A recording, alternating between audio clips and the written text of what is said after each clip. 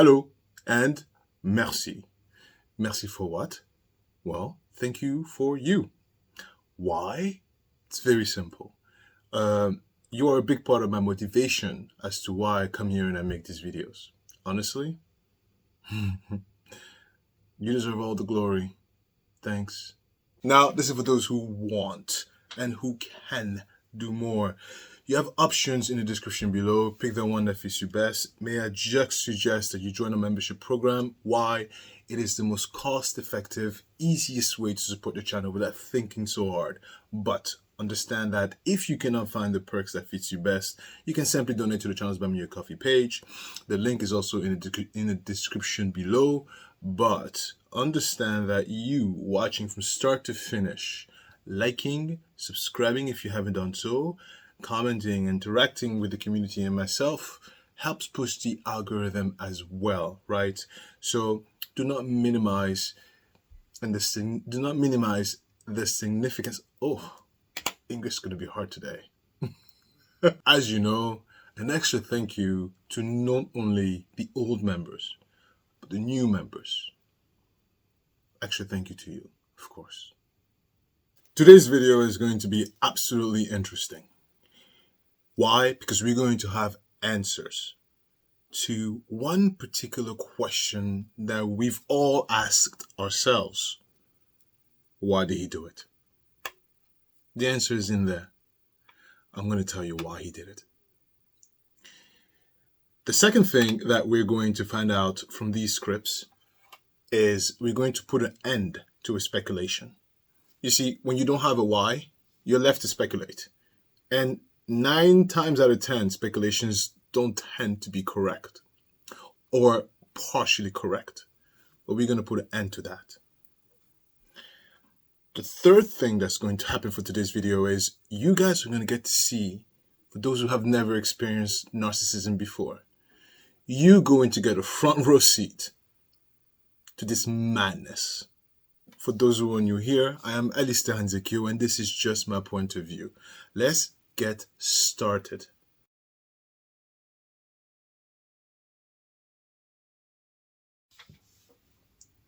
On November 2nd, 2021, the defendant got into an argument with EAP. EAP is Erika Patterson, during which the defendant punched her in the face. After punching her in the face, the defendant got into a red Ford Escape and drove away. As she walked to a nearby BP gas station, the defendant returned and struck her with the red Ford Escape, running her over. As a result of the defendant's action, Erika Patterson suffered a dislocated left femur and fractured right ankle.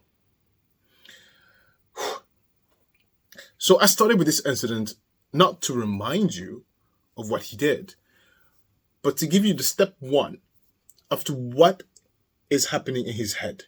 This paragraph is the catalyst. Hold on. This is in his head.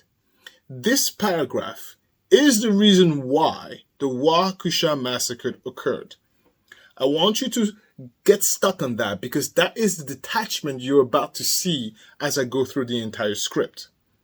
And that is the anger, the lashing out that would get directed towards Erika Patterson. This paragraph. Ridiculous, but what did you expect? On November 3rd, the next day, the defendant called his mother, Dawn Woods. And here is what he said to her. They're going to need to talk to her and need her to be a witness. And she's not going to do that. But she can get the charges dropped altogether if she called down there and said, I didn't do what she said. If she don't cooperate with them, they're going to have to drop it. All right? That's important. Let's continue. One day later, on November 4th, that's my birthday, he calls Erika Patterson. Why did you do this to me? You know I love you. Listen, please listen. Erika, I've come to the realization that I'm not going to leave you. You have my daughter. I know your potential, what you can be. I want to marry you. It's not finna play no more. Will you marry me? You gotta call them people. So let's dissect this small paragraph really quickly, and I'm going to show you the level of manipulation that's going on here. So immediately he tells her, he puts the blame on her completely. This is gaslighting, guys, if you don't know what that is. He took the event because he intended to kill her. But please, his actions spoke louder. I'm not going to say alleged. Bring your shoe sticks. He intended to kill her, but he failed. However, in order for her to, one second, I have to sneeze. He is no longer in proximity of her, so he doesn't have a very good ability to intimidate her. So the first attempt he does is to try to sweet talk her. It's like a honey trap. You know what, baby? I've always loved you. You know, you're my baby mother, man. You're the one. Of all the women, you're the one. I'm going to marry you, okay? But you really cannot cooperate with them. It's a gaslighting situation. And keep in mind, those ladies, Erika Patterson, 100% had Stockholm Syndrome. 100%. That actually worked. It worked. And I'm going to say allege, because as we go along the script, Erika Patterson says some stuff that tells me that, yeah, it worked. She was enchanted. Temporarily, but she was enchanted. 2.5 hours later, the defendant spoke with Erika Patterson a second time. So first he calls her, he gives her something sweet. Then they stop. He lets her process it. Calls her again. And this time, what does he do? He makes his request. Let's go. So Erika Patterson answers him. Are you saying all of this poop just because? So inquiring whether the defendant was serious about getting married. The defendant responded to Erika by telling her he was serious, but because of this situation, you know there's a possibility I might not get out of prison, that I can die in prison, right? I'm sitting up here facing 60 effing years. You have to keep your mouth shut. So literally 2 hours before he was sweet talking her, and now he is starting his harassment. Do you know why he started his harassment? Because Erika Patterson came back and said, "Are you serious? Did you really mean it?"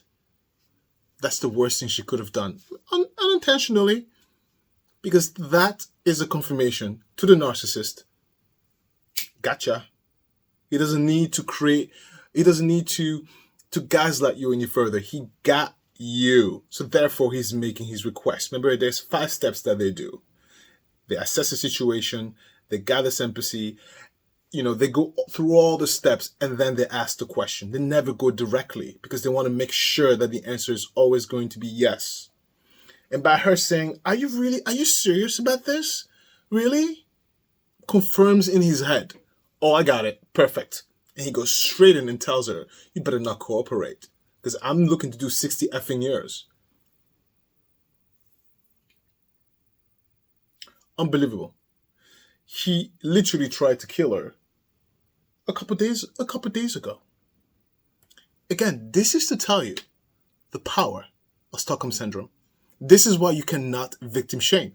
You will look at this with the same mind and say, oh my God, how could she? You don't understand. You don't understand because they're no longer rationally thinking. Ration is out the door. It's a survival mechanism that evolution gave us. If it wasn't for Stockholm Syndrome, she might have been dead way before. If it wasn't for her catering, if it wasn't for her going along, she might have been dead. So then it goes. He continues. Die in prison. And to think how bad that would make my mama feel. Think how much pain that would be on her. This is all stuff you wasn't thinking about when you open your mouth.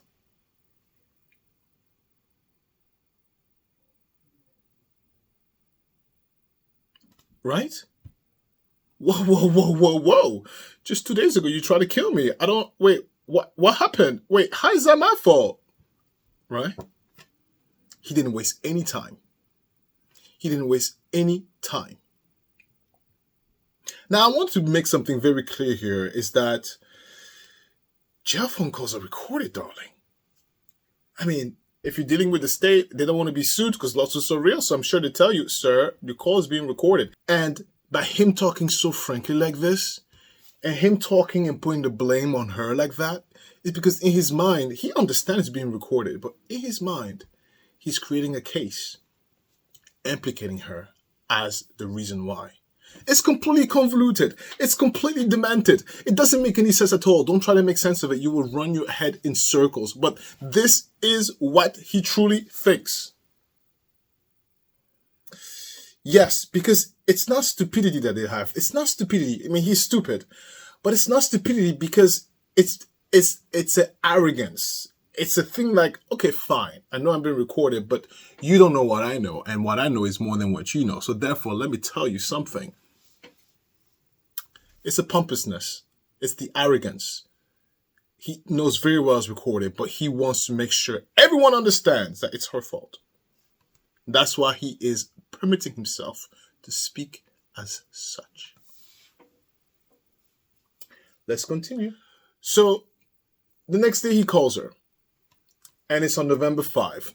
I'm not going to go through the timeline specifically, only because I don't have my notes in front of me. I've deleted the files. They're no longer on the computer.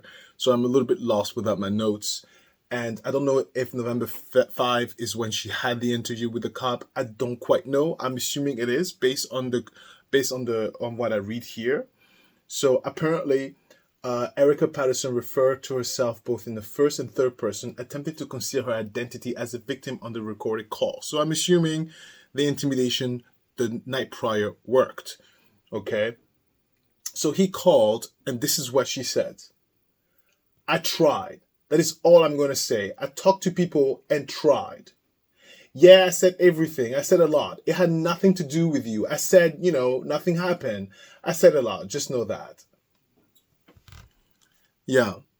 Now, I can't recall exactly what she said. It was in the notes, but you guys comment and let me know if I'm accurate here. But I would say that worked. In that moment, his intimidation worked because she went on the interview and minimized the incident.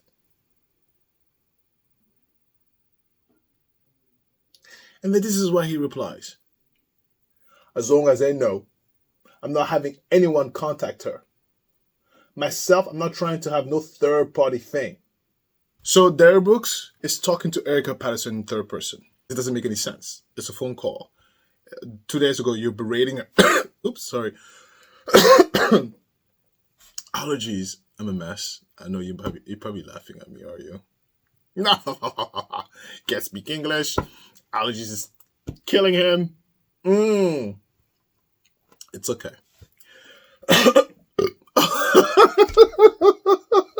Oh my God. He burps. I'm sorry. What a disaster. Okay. Where was I? All right. It doesn't make any sense right now why he's addressing her in third person after she just told him she didn't say that much. Do you know what I'm saying? So if something doesn't make sense, it usually doesn't make sense. That's usually what that's how I go. So that's what it is. Then she replies again in third person. They want her medical thing records. To which Darrell Brooks responded, no and no. She has to show zero cooperation. That means no. The defendant reiterated. Right. Nope. I'm not giving you no medical records. No, she needs to stand firm. She can't let these people talk her into anything. Oh, wait a minute. I understand now. I understand now. Now, this is just a phone call that's being recorded. But I'd be willing to bet. I'm not sure. I have no way to verify. They're talking in third person. It's almost as if there's a prior understanding that happened between November 5 and the night before. So, if that prior understanding was not communicated via phone call, otherwise it would have been here, how was it communicated? Don Woods? I have no idea. This is actually a very good question I'm going to ask Erika Patterson when I have her up here. What was this third person talking situation going on? Because now I'm really curious. I think there's something more in here. Because it doesn't make sense. These two people, he tried to kill her, failed, berates her, intimidates her, forces her to alter her testimony, which it works, apparently. And then the next day, over the phone, they talk in third person. That makes absolutely no sense. There's a missing piece of this puzzle. I want to know. I'm just curious. Yeah. I'm going to ask this question. On November 6, 2021, one day after the initial appearance was held in Milwaukee County case, the defendant called Erika Patterson from jail in violation of the defendant's no contact order with EAP. During the phone call, the defendant and Erika Patterson discussed law enforcement requests for Erika's consent to access her medical records in order to establish the injuries suffered as a result of the defendant's running her over. The defendant told Erika Patterson, "Tell them no. I'm not signing over to give you the medical records. I'm not cooperating with y'all. I'm not coming to court." The defendant continued, "Once she tell them that and keep stressing that and staying firm, they got no choice but to drop the cases." During the call, the defendant blamed Erika for the defendant's predicament. "I hope she realizes the mistake she made. I hope she realizes what she did, and I hope she never do anything that stupid ever again." You might ask yourself, what the hell is going on, right? I'm telling you, it's because he's very well aware that the phone call is being recorded. He's very well aware someone is reading this. Who is that someone is? He's aware that it's law enforcement. That's why he's talking in third person, and that's why he is, in everything he's saying so far, all points the arrow in his mind to Erika Patterson as the culprit, as the reason. But I want you guys to see the gaslighting here. Do you see how if you are a victim, if you are in a Stockholm syndrome situation, your critical thinking has been eroded away. You are no match for a gaslight like that. I'll tell you why. He mentions that it's her fault over and over again. He said it 1, 2, 3, 4 times. 4 times in a span of 3 days. Every day someone tells you, "You suck, you suck, you suck, you suck." Let me tell you something, at some point you will believe it. It would take some serious critical thinking to override that thought process. Someone that you are attached to, revere to, look up to, whether it's positive or negative, and they tell you you're a terrible human being, you will believe it. You will believe it. It is mental torture. Because I want you to think a little bit, what could be going through her mind? She just got almost killed, and she goes home thinking, "Oh my God, I'm the reason why the massacre happened. Oh my God, what have I done?" Think about that guilt situation that she might be going through, right? Or she might have gone through. It doesn't make sense to me and you because we're not enchanted by these criminals. But you don't understand the victim brain. It's a real thing. And that's why narcissists are extremely dangerous. In a court of law, it doesn't work, but in real life, it's extremely effective. Do not underestimate that. Don't. Okay, so the next day, this is where we get to see some of these antics in courts. where it stemmed from. On November 7th, the defendant called Erika from the mail, whatever. On the recorded call, Erika informed the defendant that she was not returning calls of the district attorney's office and that she informed the office she don't want to see him incarcerated and that she was drinking during the incident. Then Darrell replied, saying, "That's not enough. You should have told them he didn't do anything. That all that was made up." And then Erika responded. She did say she fell and tripped and he did not do it. In response, the defendant informed Erika Patterson she was supposed to tell them that everything was fabricated, the statement was a lie, all that. And that's what she was supposed to say.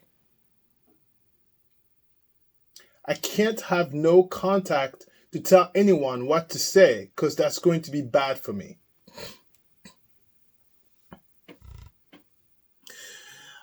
Wait a minute. Look at me discovering stuff. I think the reason why they're talking in third person because he has no right to contact her. They were breaking the law. Stupid. Completely stupid. Guys, just because you dial the number, look, you dial the number. It doesn't matter what you address the other person on the phone as. You dial the number. It's called no contact. Don't dial the number. What an idiot. And listen, she goes along with it. But nowhere in the script do we hear them address this form of lingo, which means she was informed not via phone call, not from him. Otherwise, it would have been recorded. She was either informed by him in person or by proxy. That's another question to have for her. Just curious.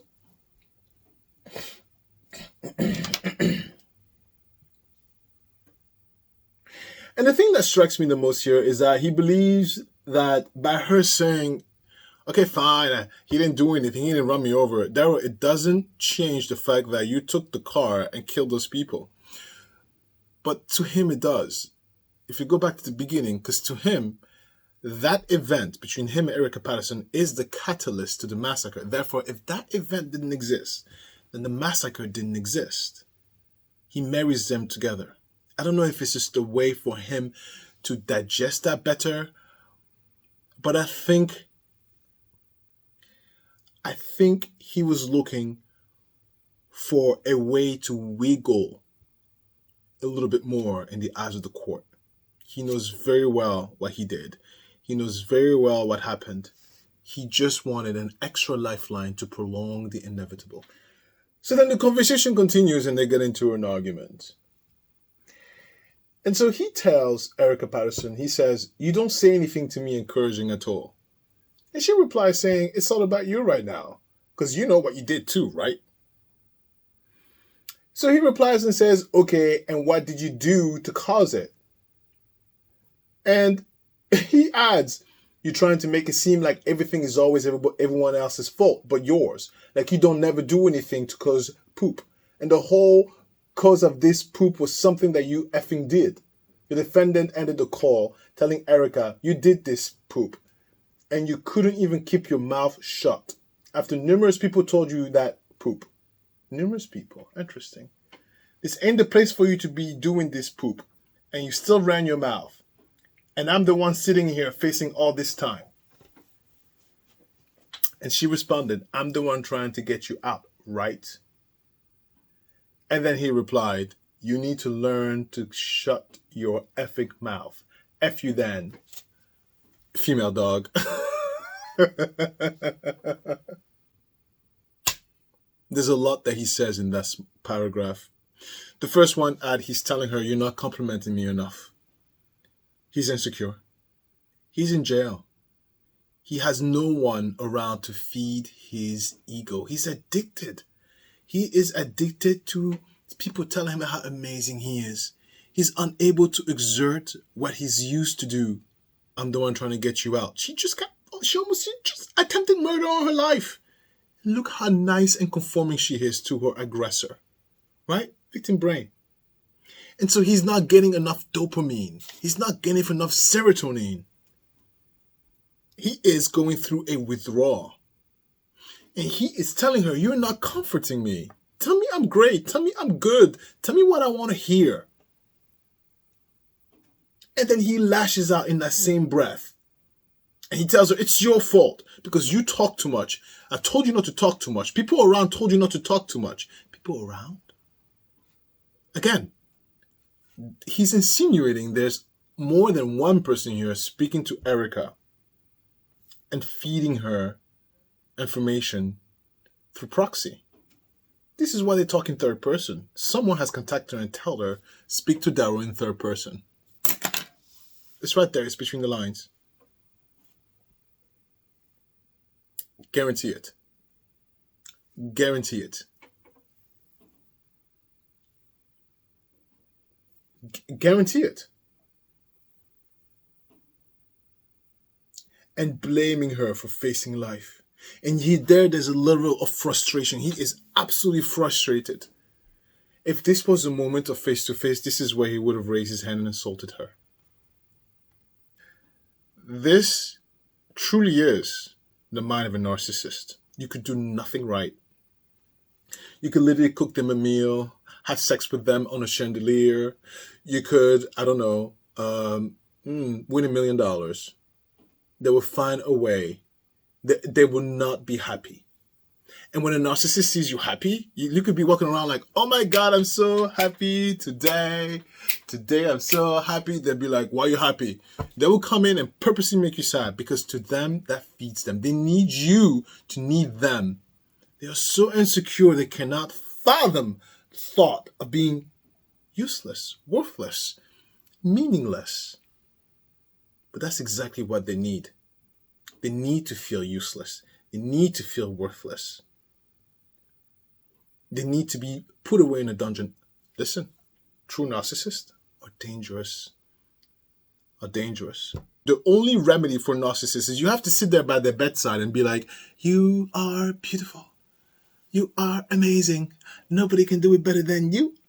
Oh my God, you are astonishing. Amazing. Nobody can do it better than you. Oh my God. Can you do that? Can you do that every day, Monday to Sunday? Can you do that? Exactly.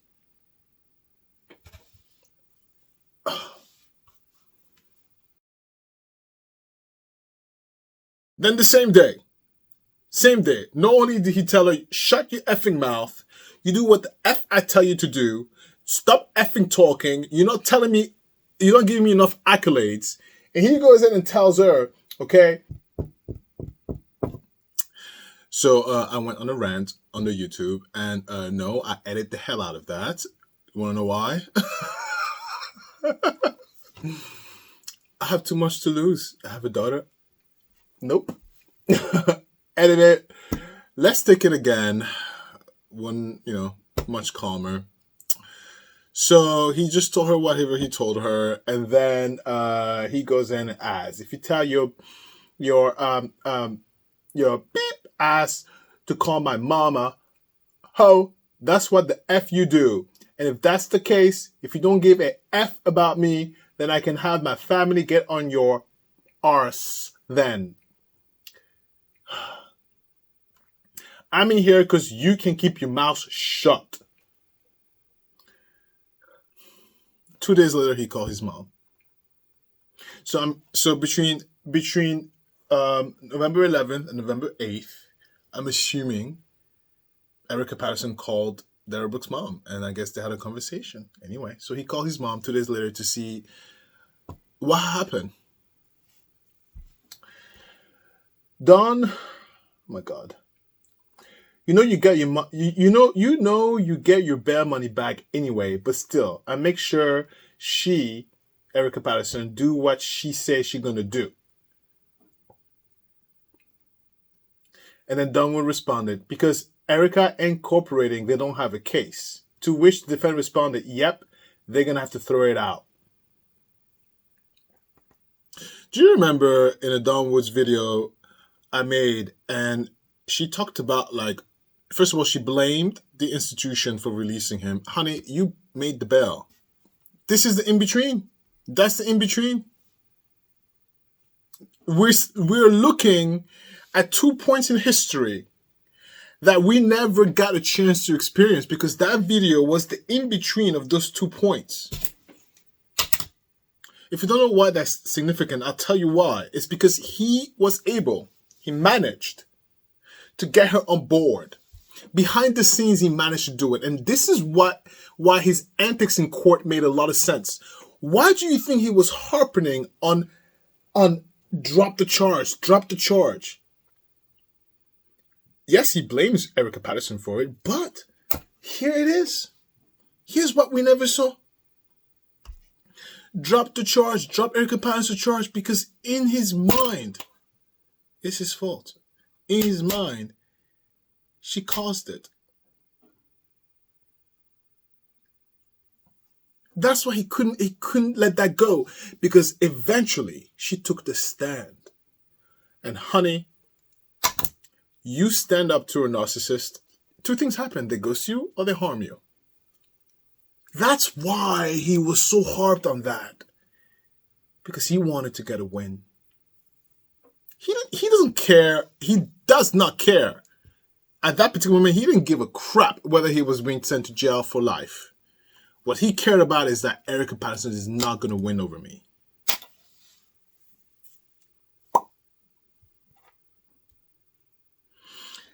He talked for literally a week. He said absolutely nothing of substance. All he said is berate a woman, force her to try to recant her testimony. All because of what? Because she talked to the police and told them he hurt me? No. Because you don't do you only do what I tell you to do. You don't do what I don't tell you to do. It's a control thing. He's so consumed with that. He's not even paying attention to the Waukesha trial. No, he was in court not even paying attention. He's not paying attention to anything but what Erika Patterson did. It's right here. Honey, I'm talking to Darrell Brooks now. Darrell, your problems is way beyond just Erika Patterson at that moment. Your problems is beyond just you trying to run her over, darling. You kill people. You should probably call a lawyer.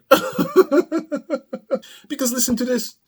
During the same call, Darrell Brooks' mother described Erika Patterson's recontention, in which Erika Patterson claimed that she fell in front of the defendant's car while she was trying to pull away. In response, the defendant said, "Why in the hell would I just try to mow her down? No one could kill her like that."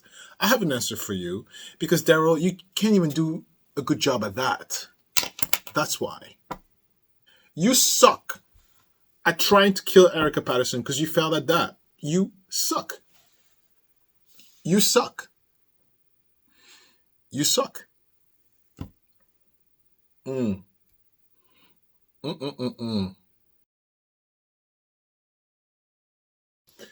Okay, so now we are on November 15. This is where Judge with the Good Hair read that script. And here is what he says to her. "You didn't put a cent on my bail. Why should someone else have to pay for some shit you caused?" So he's referring to the fact that his mother paid bail. And how come my mom has to pay for my bail? Oh boy, do you see? Oh my God, the level of loserness is out of control.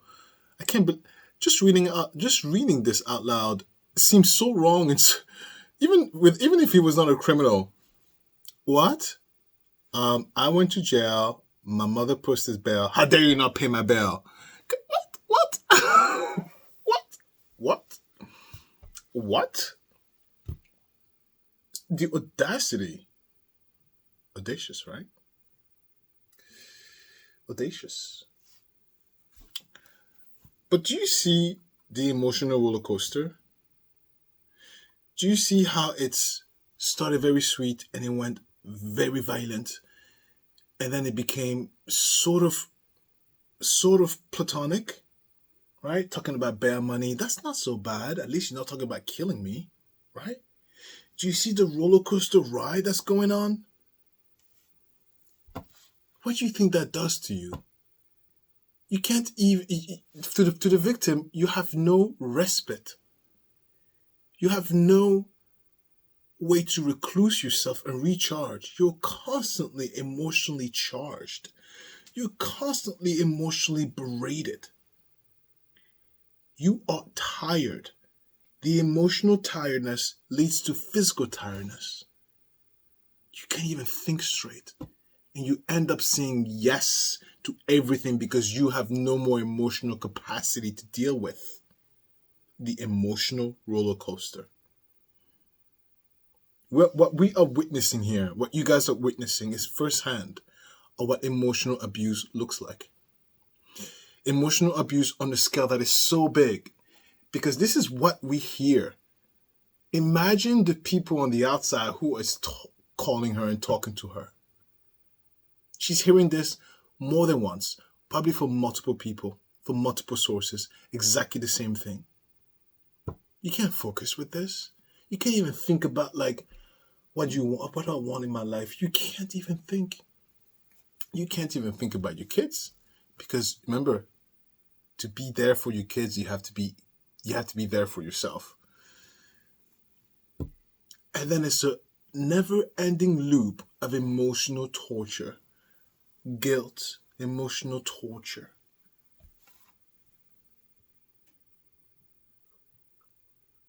And this is just what we hear, what we read. This is the script. This is not even go like that. This is just a snippet of a moment in the time. Imagine 15 years of that, 20 years of that. Some people are married 40 years. Imagine.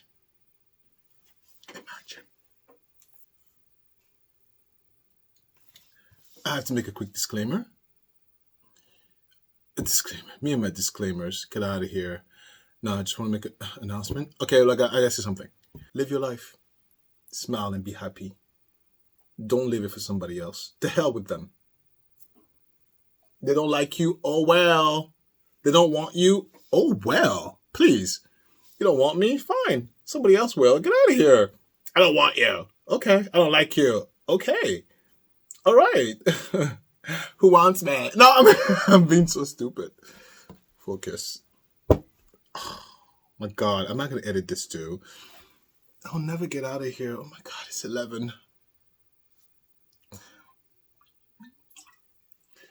So then, as he's berating her about the bail money, he replies, and Erika Patterson said, well, you tried to kill me. Well, she didn't finish. And he interrupted and said, nah, I didn't try to do nothing. Well, anything. Same difference. Because if I tried to do something, you wouldn't be on the phone now. That's what you're not realizing. If I really tried to do something, you wouldn't be on the phone now. So don't tell me what I tried to do, because at any given time, I wouldn't be on try. I would have been successful. Oh, did not tell you. There is he's embarrassed. He feels a level of shame for not succeeding in killing her. What? Who brags about, yeah, if I wanted to kill you, I could? Who brags about that?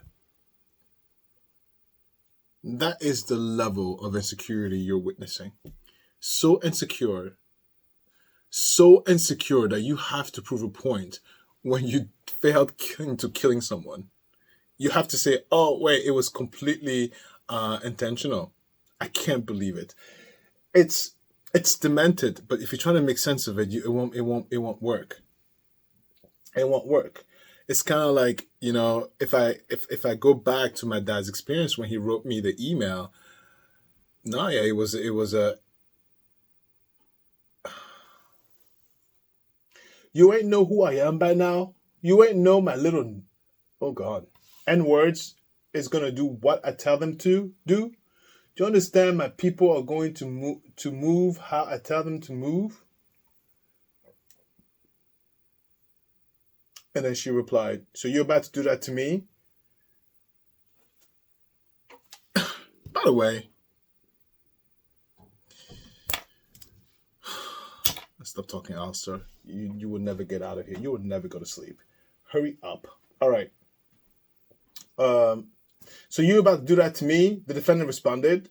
Do you understand that? Yes, I do.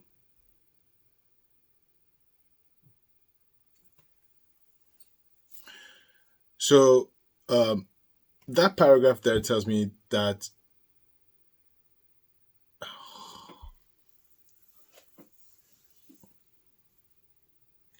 this paragraph was really chilling to me when I read that, because the way she said yes I do and the way she recoiled means that there's some truth to it.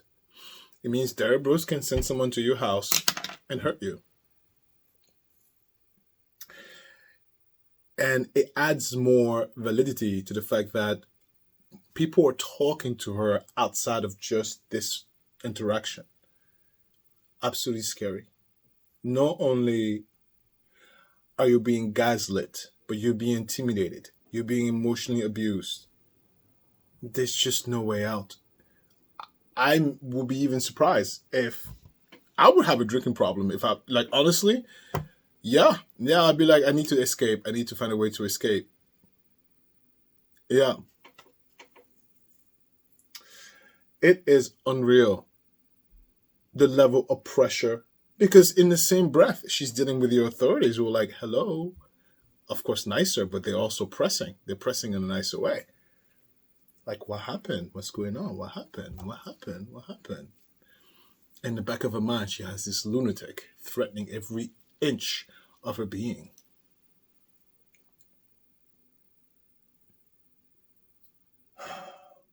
Then he calls her again.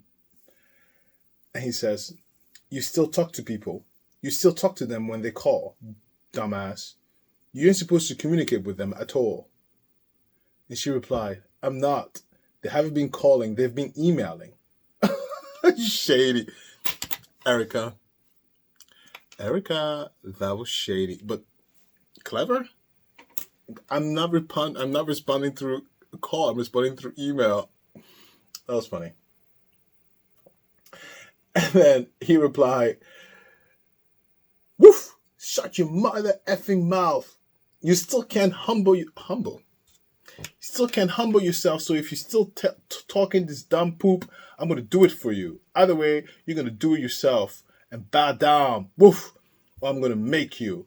Now, which one you want? You acting like you got so much mother effing protection, like you're safe. Woof. You are my mother effing turf. Remember that.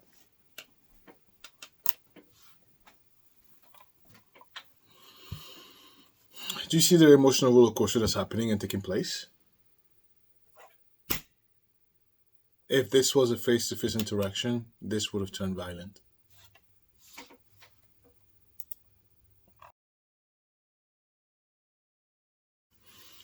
What we just witnessed there is amazing. And I tell you why it's amazing. Because in his stupor, he thought that we will all be pointing the finger at Erika Patterson. But no, on the contrary, what the in-between you see here is that Darrell Brooks killed the people at the Waukesha parade. And this is the why he did it. He did it because he's a horrible human being. I know it's not like, oh my God, revolutionary. It's not revolutionary. His condition didn't make him do it.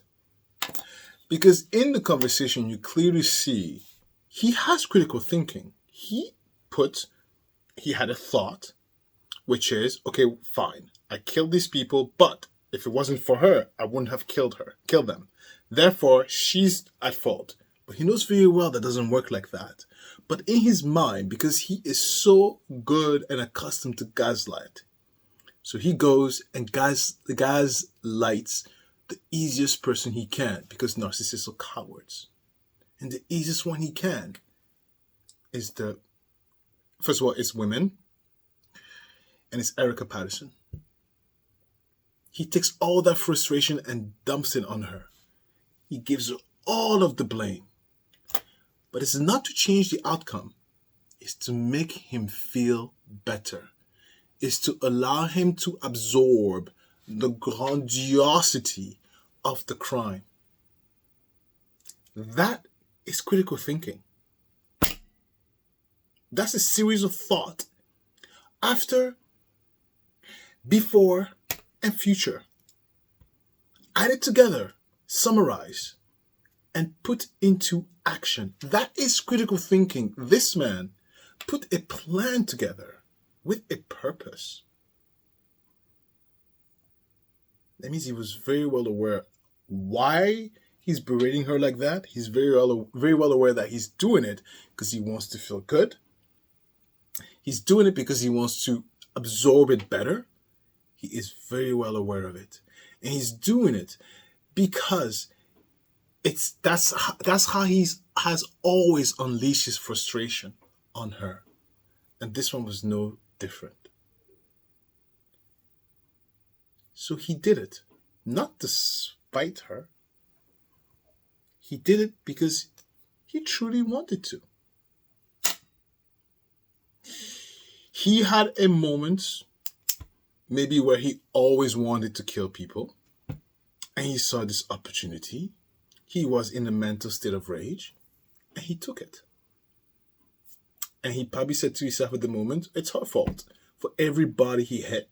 Yeah, you did that, Erika. Look what you did, Erika. Yeah. He detached himself completely from the action. But he knew what he was doing.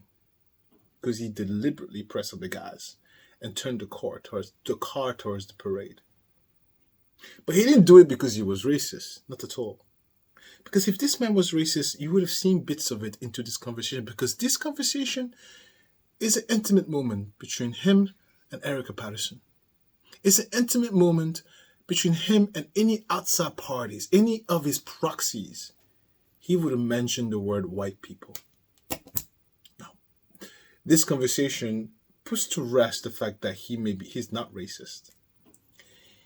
He is a murderous mother effer.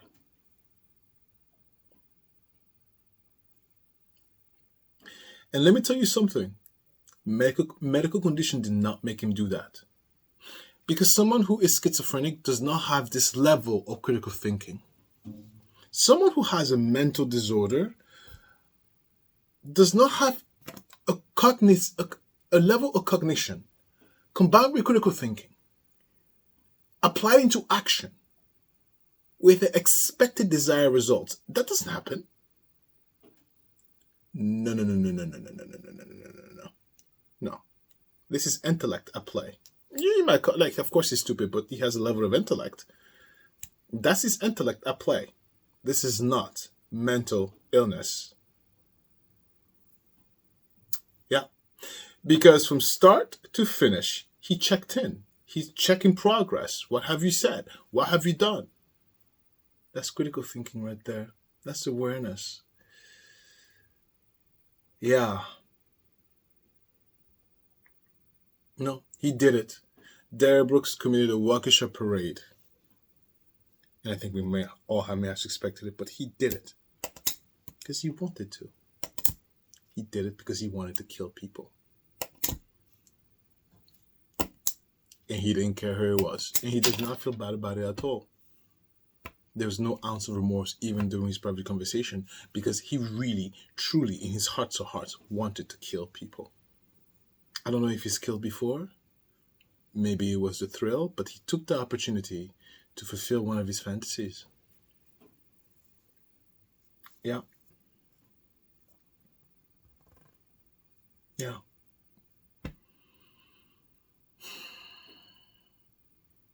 Yeah. But the pièce de résistance,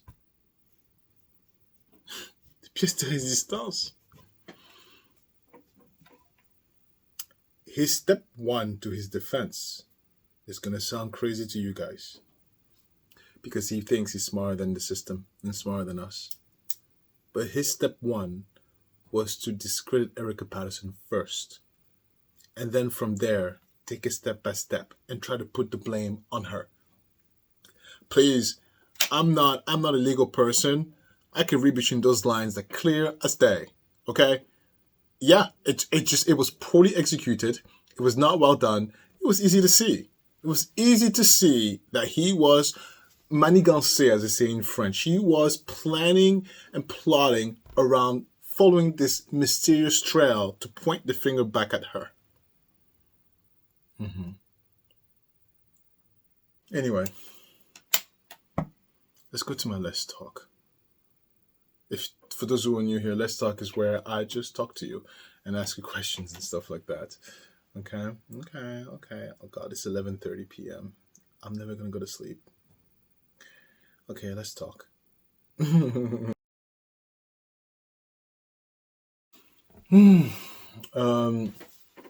Okay, first of all, how are you? Second of all, what's your weekend? The plan for the weekend? Third, I'm exhausted. You know what time it is? It's 11:30. 11:30 on a Thursday. Why? Yeah, I know what I'm wearing. Someone said button your shirt. It doesn't close. Look, it doesn't close. It closes, but it looks like crap, right? And then it's like, what is this? What is this? No, it doesn't close.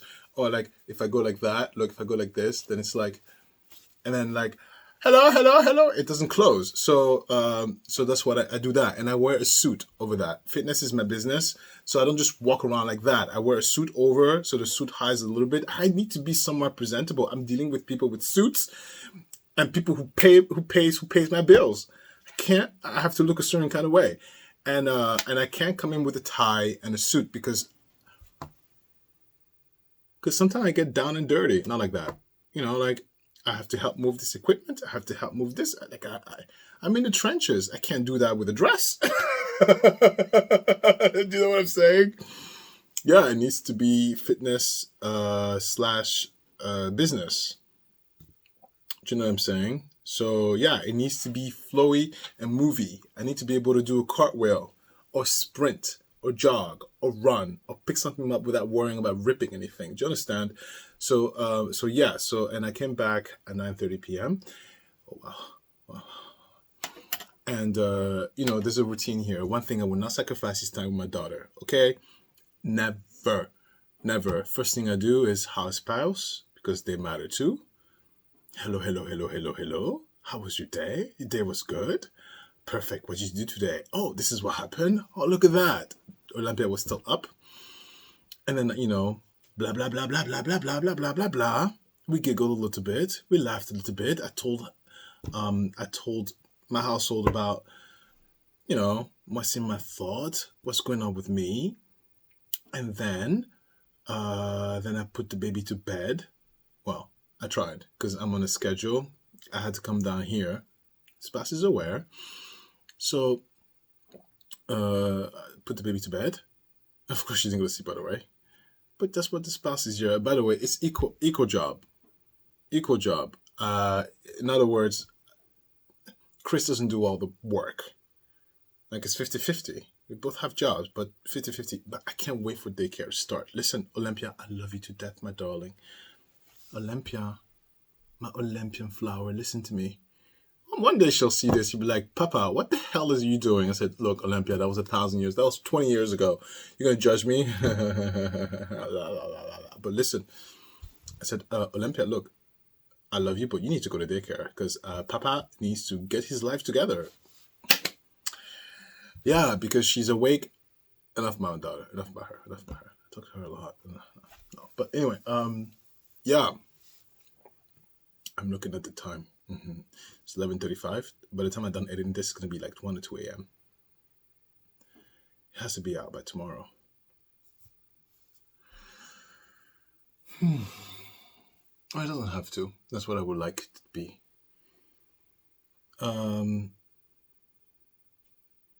Let's see. All right, so I haven't read any other comments. I miss you guys. Look, listen, please. It's only been a week. Where I haven't really interacted with anybody at all. But what's interesting is that what I've noticed is that as I'm talking to the camera now, it doesn't feel like I'm talking to a friend anymore. It's interesting. I was like, oh, wait a minute. It's not the camera. It's the interaction with the comments that makes it feel like, which quite frankly, it means I'm not crazy. Perfect. Because I was like, I can't believe I'm talking to this object and I'm thinking it's a friend. No, no, no, no. It's not the camera. It's the experience you guys give me. Yeah, because as the week goes by and the less I've heard, because it feels like I'm not hearing about you, right? And I can't just look, I can't even browse through it because you guys' comment are detailed. Your comments are witty. Your comments are like making my brain itch. I need to stop and think. I can't just browse through it, right? So I need to sit down and process and reply. Yeah.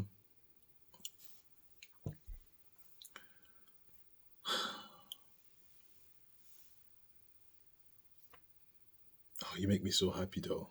It's nuts. It's like, oh, Chris said, you have a mistress. Oh, you guys are my mistress. You guys are my mistress. What am I doing? Okay, wait.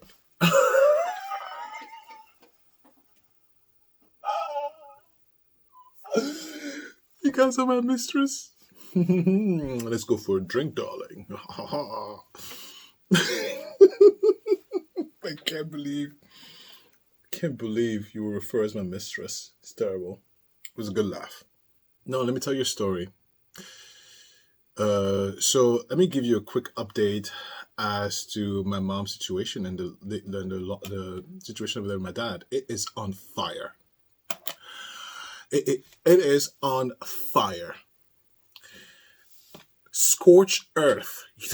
Scorched earth.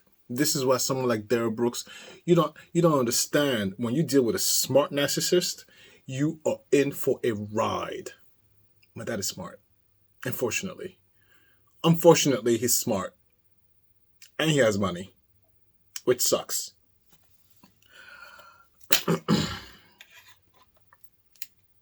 Listen to me very closely. This is part of my life. This is not over. I don't even think it's ever going to be over because he won't go away.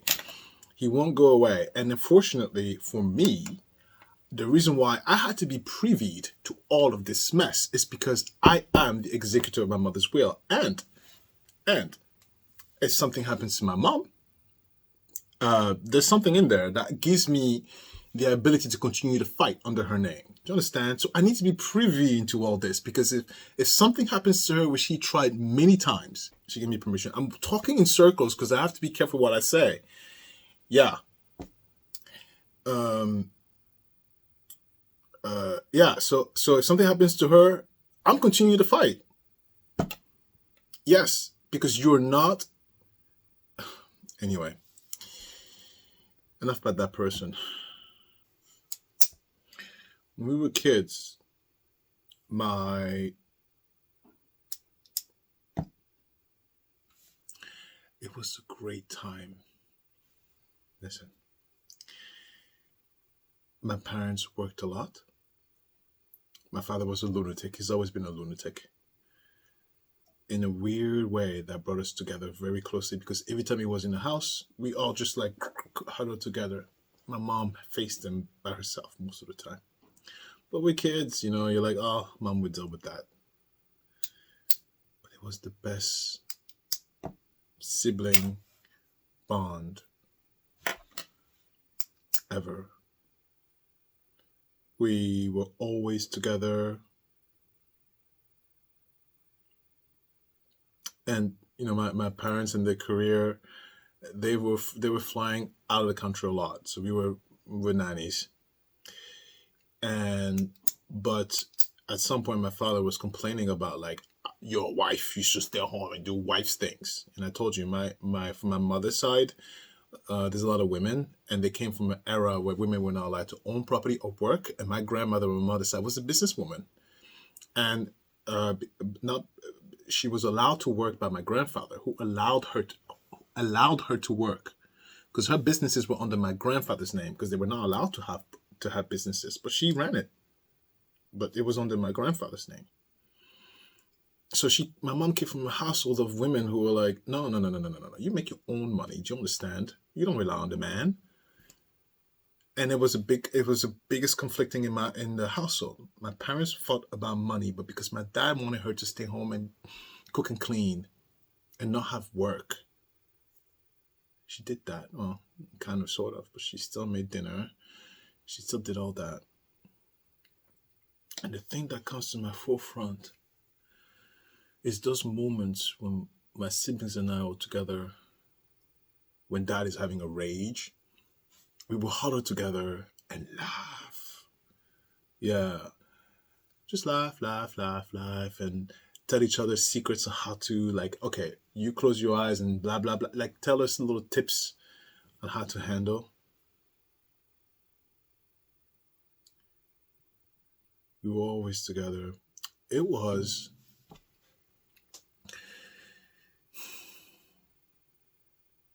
I can't shake that out of my head because it's a moment I will never get back. It was one of my happiest moments. Yeah, because I never felt safe, but I felt safe with my siblings around.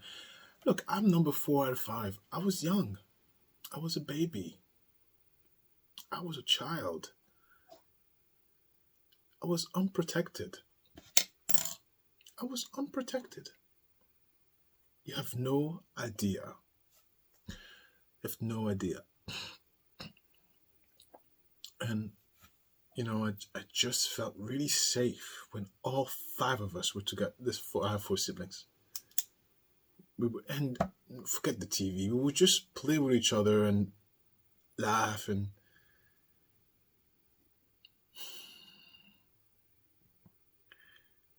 moment I will never get back. Do you know why I will never get back that? As we got older, I told you guys we all have a story where each one of us had a moment. And 2016 is when we sort of kind of try to get back together. There was a split. The split wasn't caused by anything. The split was caused because the moment we became teenagers, teenagers is the wrong word, but the moment we became young adults exploring the world, we never wanted to go back home because we really underestimated the trauma of what home felt like. Home never felt safe to us. So the moment we could fly, we flew and we never looked back. And we scattered. And my sister Bianca, I miss her so much. You have no idea how much I miss my sister. You don't understand. I miss my sister because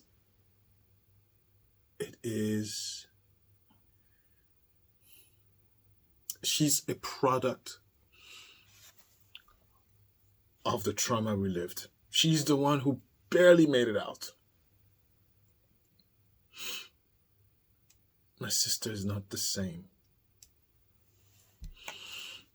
One of my sisters is not the same.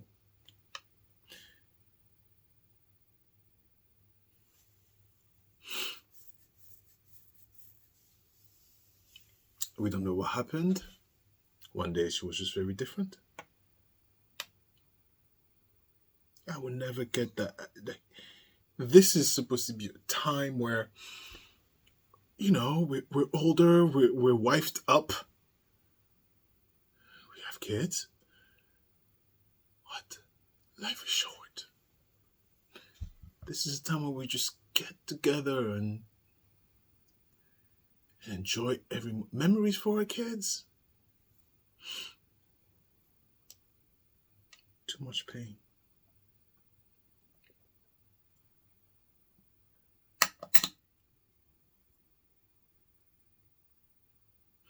My sister Bianca is alive.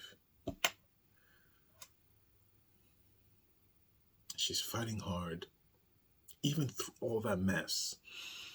She's a true fighter.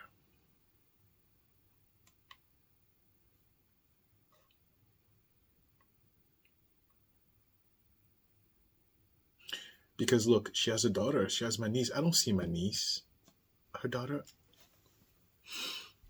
You think, please, you never get time back. This is what I tell you all the time. You have one life, one body. What the hell are you doing living somebody else? Smile. Enjoy your life. Have a good time. Be happy, even if you have all the sadness in the world. Please laugh. You will never get that time back. You will never get that time back. You sit around and be mean to people and roll your neck and be nasty to people. I don't know why I roll my neck. I don't know why. Why did I roll my neck? I have no idea. Do you know how much energy someone like my dad is spending every day to think of a plot for my mom? You know what my mom does all day? My mom, she wakes up in the morning, she does her exercise, she goes to church, she comes back, takes a shower, eats. She's retired. She goes for a walk. She gardens, and she gets in her car, and she decides where she's gonna see her, because she has grandkids. Which grandkid I'm gonna see today? Please, welcome the help. Yes, I'll take the help. She gets in her car. She has her stuff. She has clothes in all of her houses. Yeah, she doesn't need to pack a bag. She chops in the car, drives over. I'm on my way. I'm on my way. Oh, thank God, Mom is coming.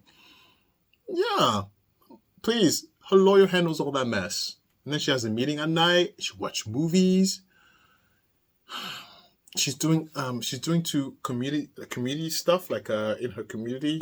Come hang out, come do painting, come do this. She exercises a lot. She loves it, she tries it, and now she's gonna do traveling. She's gonna after a plan, she'll never see her again. She's gonna international trips once a year. What? She's gonna discover the United States. She's not worrying about any of your stupidity, aunts and dad. What? You're the one who's driving yourself to the ground with bitterness in your heart. Go live. Go live. One life. One life. What are you doing wasting it on someone else's opinion? I go through emotions. You know what I noticed the other day? It's a very French of me to do. One of my friends, he's French. We saw each other. I haven't seen in a while. We had lunch, and oh my God, we're all over the place. In a good way, you know. It's funny because the average people think we're fighting. We're not fighting. I just disagree on that point. Yeah, I'm just talking to you like that because I don't agree with that. But the content is good. No, we're good. We got up, we hugged. We had plans to see each other again. Of course, it was all good. But because I'm sensitive to it, because my spouse is Italian American, and at first it's like, "Are you guys okay?" I'm like, "No, we're fine. We're fine. We're passionate, I guess." No, it's not that. It's just culture. It's nothing to do with passion. There are very passionate Americans who don't act like the way we act. It's just the way we act. It's just a way like that. You know, we say no a lot. A French person says no all the time. What? I don't want to do it. No. And no. And if we think it's stupid, we tell you that's kind of silly. No, we're not doing that. Yeah. Anyway.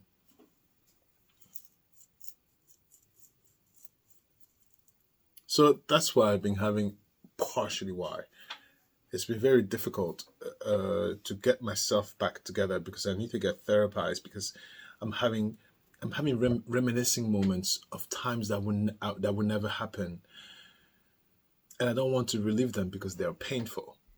Because one of us is still not out of the woods yet, and she is fighting. She's fighting for her life. I don't know.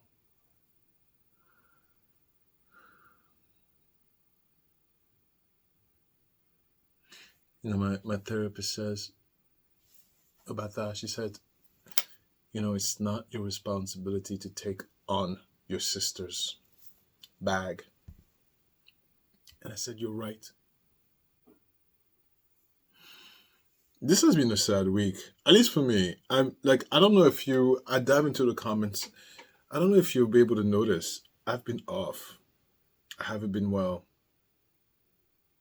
up here. I have so much to process. And I always have to leave a little bit of room for Olympia because kids can sense that, and the last thing I want to do is to transfer my trauma to my child. So I really yeah. It's been a very tough week, and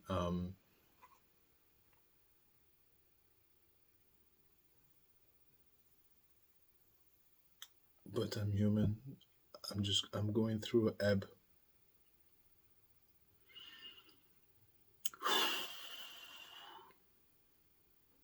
And I miss my sister. Anyway, I can't edit tonight. It's not gonna happen. I'm gonna go upstairs, undress myself.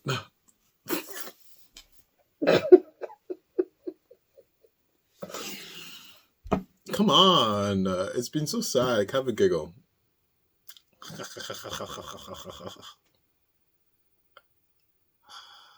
Wait, one last thing. No, I don't. I'm really tired. No, one last thing. Come on.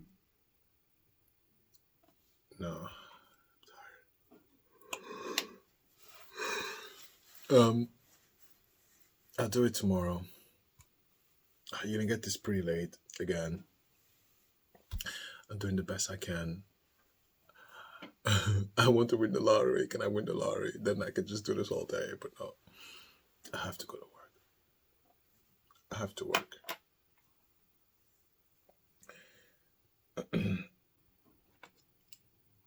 I have to edit that out. I'm sorry.